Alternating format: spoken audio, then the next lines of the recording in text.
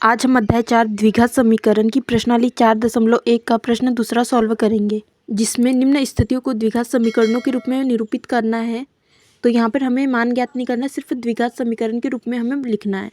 अब हम प्रश्न दूसरा सॉल्व करेंगे, जिसमें दो क्रमागत धनात्मक पूर्णांकों का गुणनफल 306 है। हमें पूर्णांक ज्ञात करना है। तो यहाँ पे दो क्रमागत धनात्मक पूर्णांक, तो क्रमागत पूर्णांक 1, 2, 3 होता है। तो 1 में 1 जोड़ेंगे तो 2 प्राप्त होगा और 2 में 1 जोड़ेंगे तो 3 प्राप्त होगा।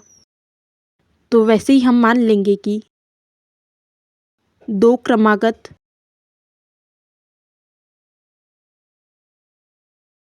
धनात्मक पूर्णांक x तथा x धन 1 है। तो प्रश्न में दिया है दो क्रमागत धनात्मक पूर्णांकों का गुणनफल 306 है। दो क्रमागत धनात्मक पूर्णांकों का गुणनफल 306 है।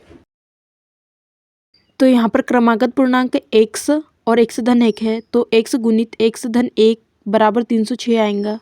अब x का गुना x में होगा तो x स्क्वायर आएगा और x का गुना 1 में होगा तो x आएगा बराबर 306। अब 306 पक्षांतर होगा तो x स्क्वायर धन x ऋण 306 आएगा बराबर 0।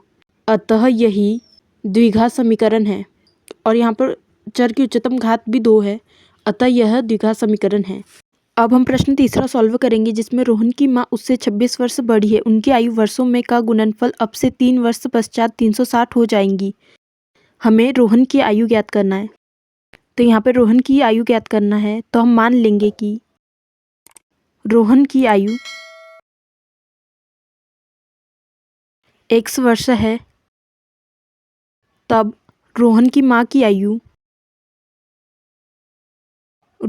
उससे 26 वर्ष बड़ी है, तो रोहन की आयु x है और उसकी माँ 26 वर्ष बड़ी है, तो x धन 26 आएगा। अब प्रश्न में दिया है उनकी आयु का गुणनफल 3 वर्ष पश्चात 360 होगा, तो 3 वर्ष पश्चात रोहन की आयु x धन 3 वर्ष होंगी। अगर रोहन की आयु बढ़ेंगी तो उसकी माँ की आयु भी बढ़ेंगी, तो रोहन की माँ की आयु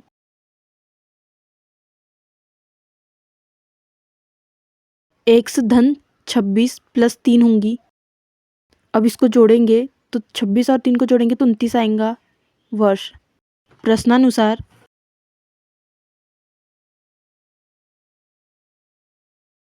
उनकी आयु का गुणनफल 360 था।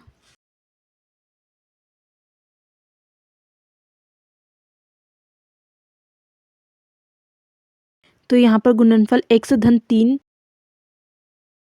गुणित x धन 29 होगा बराबर 360।